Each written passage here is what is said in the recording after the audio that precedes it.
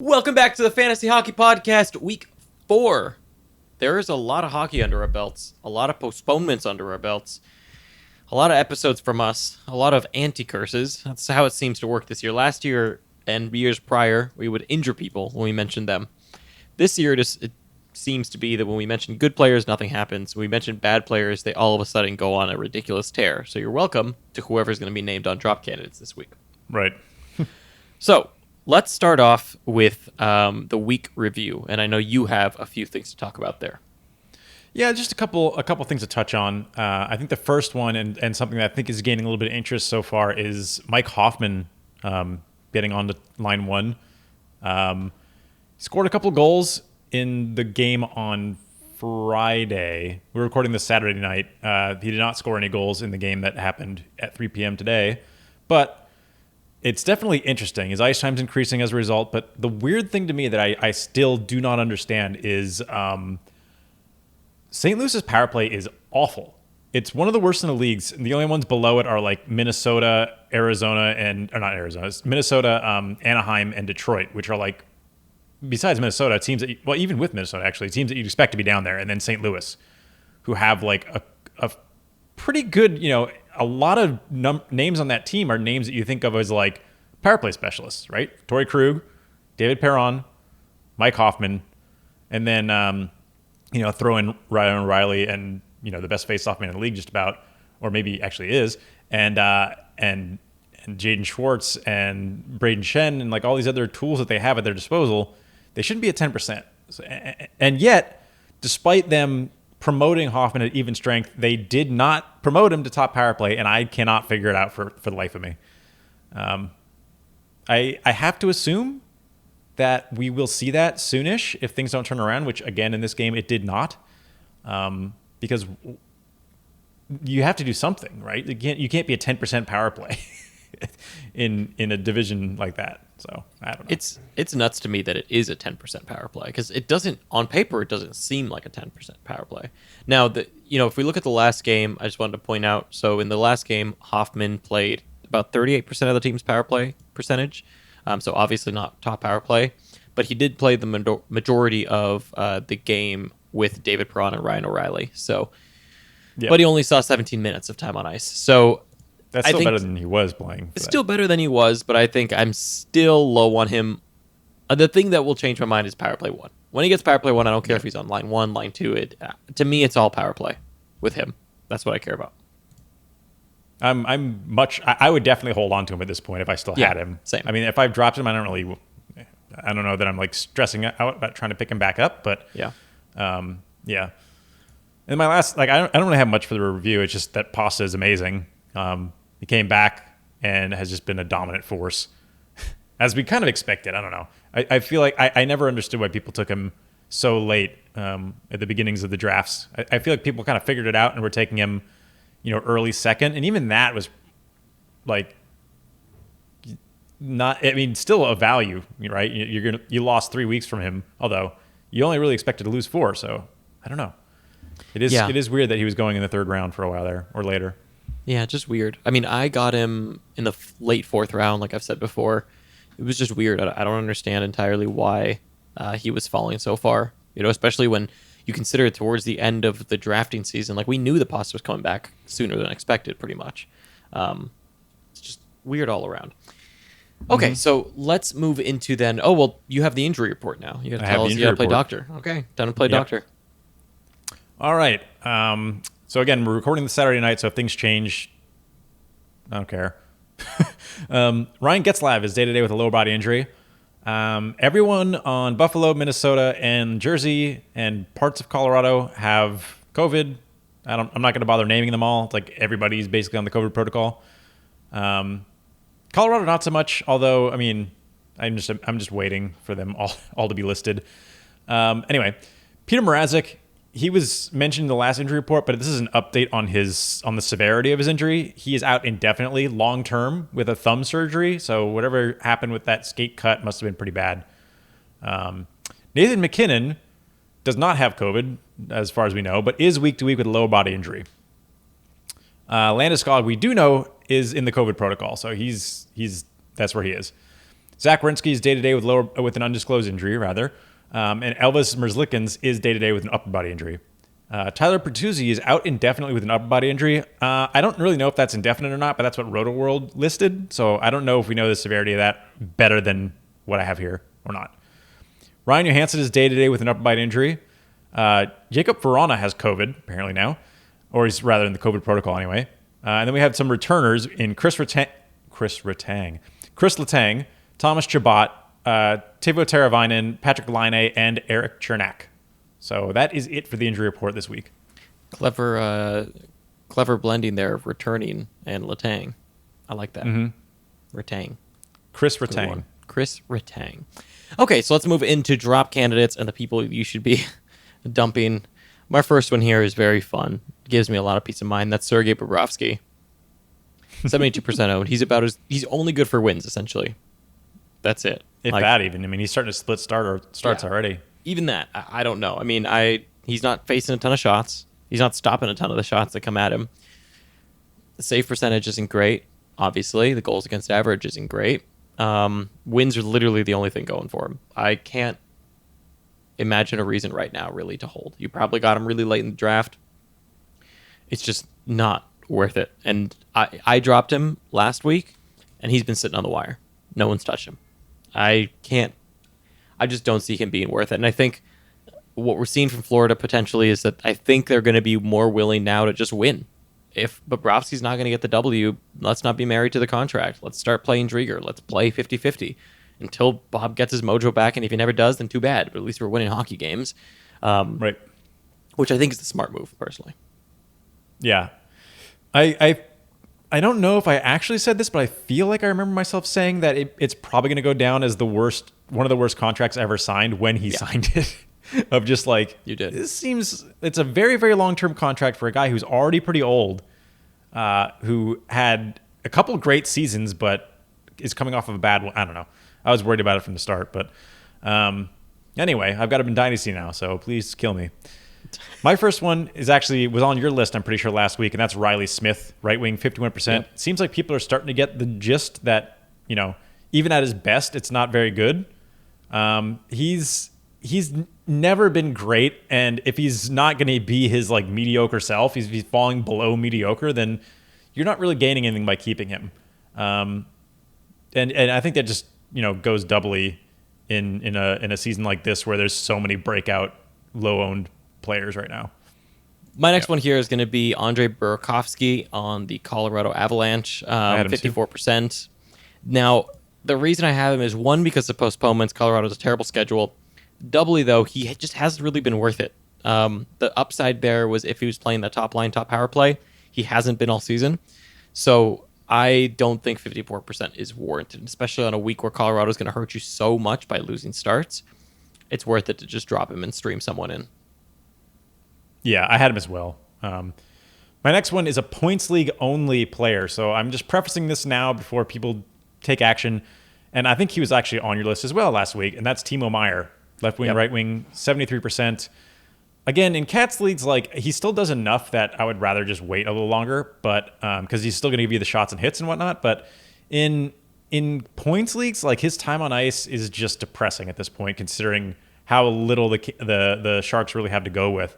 So I still think he's got a bright future. It just doesn't seem to be his year. Yeah, I agree. I think, and a lot of it does come as well. It comes down to deployment, and Timo Meier just doesn't get that deployment to give him the opportunity to even reach that ceiling that we wish he could hit. Yeah. My next one here is going to be Mark Giordano, a long time coming, 76%. It's getting hard to recommend him even in blocks leagues. But I mean, if he's at 76% owned, that means he's owned in a lot of points leagues and in a lot of non-blocks leagues. There is no reason right now to hold Giordano anymore unless you're in a blocks league. And even then, it might be worth dropping him depending on the depth of your league. 12% may be worth holding if he's winning you blocks every week. But it's just...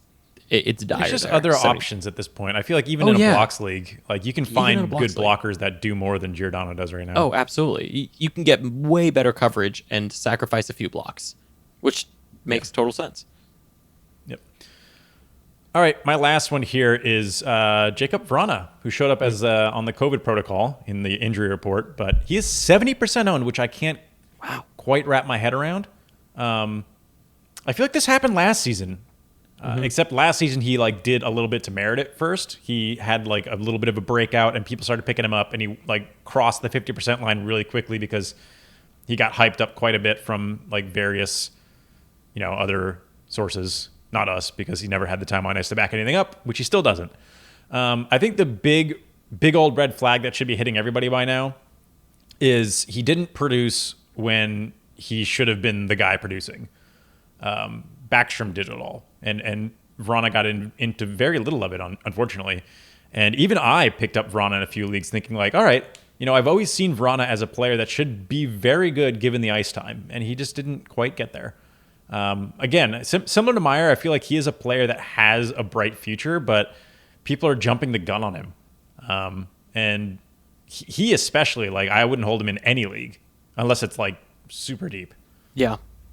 And he's one of those guys that have name value attached to him, so people tend to hold on when really there's no reason to be holding on there. Yep. Okay, my last one. Actually, I have one more really quick, and then I'll jump into long-term targets because this one really doesn't matter. Tony DeAngelo, 33%. What are you people doing? Dump him. Drop him. I don't care if he's going to get traded. I've been hearing about trades with him, too. It's like, just don't. Why? No, don't touch him. Drop him. He's useless. There's no point.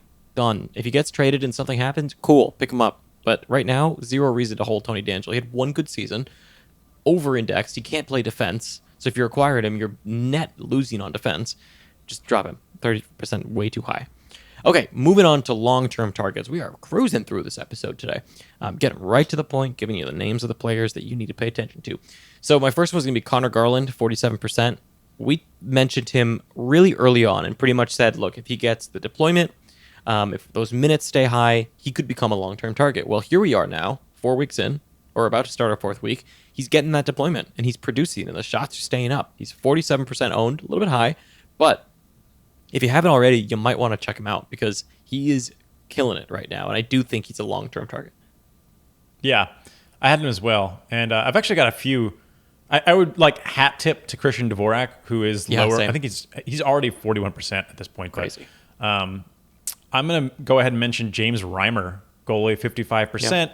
With Mrazek out long term, the idea of them running Mrazek and Reimer as a 1A, 1B, I don't think they do that with Reimer and any other backup at this point. So I think he's going to start getting majority starts. He's been shaky, but, Carolina's such a good team that especially in points leagues, he should be able to produce, especially if it's a win-heavy points league, meaning like wins are worth a lot compared to saves.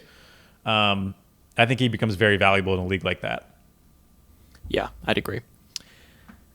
My next guy here, and yes, definitely a hat tip as well to Dvorak. I thought about adding him too, but I like Garland more. Now, this guy, 45% owned. I'm actually shocked that he's this low as Vincent Trocheck. I have him as well. Oh my gosh, we're on the same page for once. It's been a while since we had the same names. Yeah, Trocheck 45%. I can't believe he's still that lowly owned. We saw a guy like Kopp jump up to the 60s so quick, and Trocheck's still at 45%. 20 minutes a game right now, shooting like a monster. He's featuring on that top power play, if I'm not mistaken. That's a big difference, I think. And that's a huge, huge deal. So Vincent Trocheck to me is a very, very good long-term grab that could turn into a big deal going forward, where you look back and you're like, damn, I can't believe I got Trocheck. Right. My last one, I have a feeling you might have him as well, is Mikael Granlund. Left wing, right wing, 12% owned. He just... I don't know how long-term this is, but it's longer than short-term, I think. Basically, as long as he gets the current deployment that he's getting, which is like 18 to 20-plus minutes, alongside Forsberg, and I guess whoever's going to center them at this point, it was Johansson, but I actually don't know who the center is now. So, at 12%, I'm kind of surprised he's still lowly owned. He is producing. He's not the most exciting player on the planet, but I think he's better than just about anybody else that's in that 12% range. Yeah, I actually had him too. Yeah. So we have literally the same players this week. Although, I do have one more that I just wanted to point out. I can't believe he is showing back up in our episodes. Jake Allen. Oh, man. 42%. It seems like they're doing the smart thing in Montreal, especially now that they're ahead and they're up in the standings. They're doing kind of a split start thing, which is smart. A lot of teams are doing that this season. If you can afford to do it, I think you should. And it seems like Jake Allen is splitting starts with Carey Price, and Jake Allen's killing it. I don't know if you've looked, but he kills it in a backup I will role. never look at Jake Allen. He kills it in a backup role, and he is killing He it does. right now with Montreal. That's always been where he's shown. If you're in a league where either you have Carey Price or backups matter, you should be owning Jake Allen. I mean, I'd even consider just spot starting Jake Allen whenever he's starting. Pay attention to that. But I mean, if they do a split start thing, Jake Allen may be worth it in quite a few leagues. And he's already 42% owned. And one thing I do want to say on this, because I know I heard, I got some questions on this on one of the streams that I did. Someone was asking me if because of this Carey Price, they should be worried about Price. Don't be worried about Price. If anything, this should make Price better because he's rested. I'd be worried because he's going to lose some volume. I'd be worried in volume. In terms of actual performance, I'm not worried about him like losing the net or something. They're just giving him more rest. Right. So I would be worried about volume, not so much about his performance or how this reflects on him. So let's move into the week preview and talk about the schedule, which is kind of a weird, brutal one. Thursday sucks. The rest of the days really aren't that heavy. Saturday is also very heavy. Saturday and Thursday are very heavy days. Teams with 2 or less games are a ton this week. So there's Pittsburgh, New Jersey, Minnesota, Buffalo, Arizona, Anaheim, and Colorado. And then teams with 3 or more off nights, there's only one team that plays 3 or more off nights, and that's the New York Rangers. And they have 4 off nights. They have all 4 off nights this week. So if you're looking for pickups, I mean, we're going to go through some of them, but New York Rangers are going to be at the top of the list. And then teams with good matchups, in my opinion, there were 2. There was Tampa Bay, who has 2 Nashville games, 2 Florida games. Those 2 teams have been easy to score on, so it should be a good goal affair. And then there's the Vegas Golden Knights, who have 2 Anaheim games, 1 San Jose game, and 1 Colorado game in which they might not have Nathan McKinnon. So that could be an easier game for the Vegas Golden Knights. JT Compher. I mean, what do they do? Yeah, I know. Seriously. So let's move into short-term targets, and you can talk us through your first one. I wonder if we'll have the same ones. I have a feeling we will. I think for the Rangers we will, so I'm not even going to start there. I'm going to start with Jake Oettinger. Oh, man, I hope I said that right. Oettinger. That seems like one that's 100% going to be showing up on yeah, probably. 7% owned right now. So why is he here? Khudobin apparently broke some rule and is getting scratched on Sunday for it, and it is not ruled out that he will not get scratched for future games. So whatever he did was disliked by Bonus quite a bit. So interesting revelation there. I don't know. It's short term because how many games are they realistically going to scratch Khudobin, but you might be able to sneak, this comes out Sunday. You might be able to sneak him in for the Sunday game. You might be able to sneak him in for the next game because they're kind of hinting that it's going to go his way. Just something to pay attention to. I don't necessarily know that it really means a whole lot, but it is interesting at least. Yeah. I noticed that too today, and I was like, you know what? I should go grab it reminds me of the Reimer situation. Just like if you can grab a Dallas goaltender and potentially he gets more starts than you expected, that's a huge win for you. My first one from the Rangers, obviously Pavel Buchnevich, mostly a points league option, 25% owned. He started to pick it up. He's still playing a lot of minutes, still on top power play. There's not a lot to say about him. 4 off nights.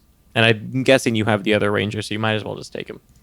Yeah, Ryan Strome, center right wing, 58%. That's a high ownership for this, but again, we really want to point out that if there are Rangers sitting around on the waiver wire in your league, it's a good week to have them. So, oh yeah, good week to trade for Zibanejad. Yep, if you can manage it. He did just get a point though. He might be too late. Owners might be like, "Oh, that's it. He's turning around right here," which I think he might. I'm still holding out. I kept him. I'm not that worried, to be honest. All the numbers kind of point to him being fine. For me, the next one here is Alec Martinez, one of my favorite ones when I think Vegas has a good schedule. It's usually easier to fit in D than it is forwards, and Alec Martinez has been really good. He's been factoring into the offense. He gets you blocks. He gets you other peripherals as well. So, yeah, it's an easy one. I think Vegas just has an easy schedule this week with Anaheim, San Jose, and Colorado, and usually when you have easier schedules like that, guys that are kind of a little deeper in the roster have opportunities. And Alec Martinez is, to me, one of the first guys that are, especially with Pietrangelo out. Yeah, especially in blocks leagues. Yeah, especially in blocks leagues. All right, I've got 2 more, and they play against each other, and it's sort of the reason they're both on here. And that's, once again, Jesse Puljujarvi showing up on here, and Evgeny Dadonov. So Puljujarvi is right wing, 19%. Dadonov is left wing, right wing, 31%. Dadonov is playing top line, top power play at the moment. Hasn't mattered a whole lot, honestly, but It is interesting deployment for him. And they play each other the first 2 games. So Monday, Tuesday, and Tuesday's not super heavy. So you can probably manage with it and get 2 really good starts from both these players before if you want to move both out or one out or whatever to maximize the rest of the week. I think that's a pretty good option. Yep. Yeah. The Oilers only have 1 more game, but if you go with the Dadonov option, he does play 4 games, but again, you're probably going to be benching people on Thursday and Saturday, so it's only got so much value beyond Monday and Tuesday. My last one here to round everything out is Alex Killorn, playing around 18, 20 minutes a game, getting a lot of shots. I think he's been featuring on the top power play as of late for Tampa Bay. At time, it's so hit or miss. There's sometimes that spot kind of tends to fluctuate in or out, but he is currently on the top power play with Andre Palat and Braden Point, and I actually like him more at the moment than Palat, which is kind of weird. I don't entirely know why I feel that. I just like Killorn more. Much for that. Palat, I just don't. Palat hasn't really been doing much. I'm not high on him. And he hasn't been factoring in on points. He doesn't really factor in on the power play. If I had to bet on a guy that's going to factor in on the power play, I would bet on Killorn over Palat to factor in on that power play, just because of the roles that they play. And that's it. That is my last one. We really just cruised you through this episode today. Mm-hmm. Old school. Right to the point. Didn't veer off in weird directions this time. It's okay. Look, it's a Saturday night. Today's the Super Bowl. You're probably watching this on Sunday. We know you just want to get to eating food and relaxing or watching Liverpool Man City, or maybe you already watched it. I get it. It's okay. So anyways, thanks so much for watching. We will catch you next time for Unsustainable. Yep. Thanks for listening.